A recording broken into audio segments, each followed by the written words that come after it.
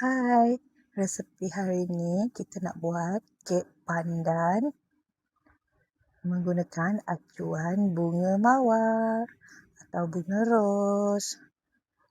Okey, sebelum kita nak tunjuk resepi, jom kita try keluarkan dulu daripada acuan. Nampak tak dia gebu, lembut dan kembang elok. Tengoklah tekstur dia lembut sangat. Nampak tak? Jom kita buat sama-sama. Bahan-bahan dia senang je kita nak buat menggunakan blender sahaja.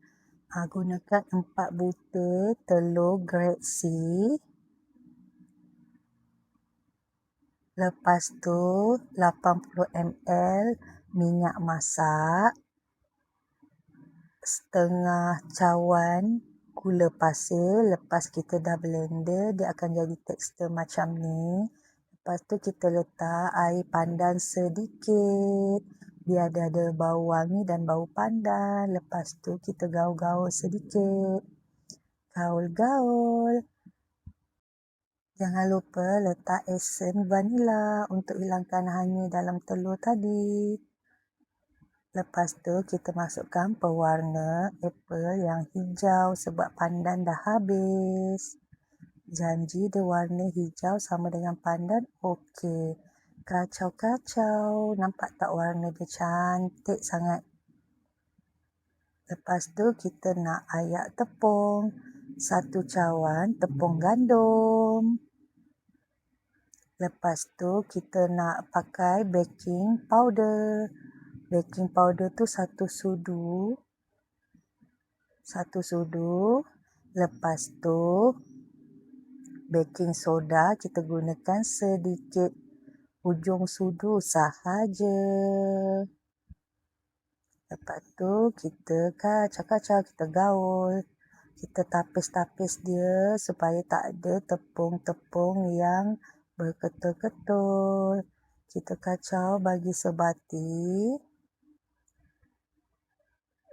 Susah sangat nak guna sudu kan, so kita guna untuk pengacau kuih. Agak-agak rasa macam dia dah pekat, berat, jadi dah kuih kek kita. Sediakan kukus yang telah kita panaskan. Biar dah mendidih, baru kita masukkan acuan. Pada masukkan acuan, kita susun-susun. Lepas tu baru kita masukkan adunan yang kita telah buat tadi. Kalau dia nak kembang cantik elok, kena bagi penuh sikit tau daripada acuan tu. Baru dia jadi kembang.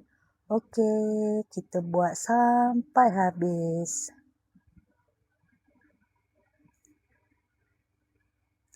Nampak tak dia dah nak masak? Sebelum dia nak masak tu nanti kita try cucuk dulu menggunakan lidi atau chopstick. Kalau dah tak melekat bermakna kuih kita dah masak. Kukus selama 15 minit sahaja. Yang ni lebihan acuan tadi. Tengok yang ni kita bubuh penuh sedikit. Dia akan jadi kembang macam ni. Cantik kan kejadian dia? Okey, siap untuk kita hidangkan. Terima kasih dah tengok sampai habis. Jangan lupa like dan komen. Bye. Assalamualaikum.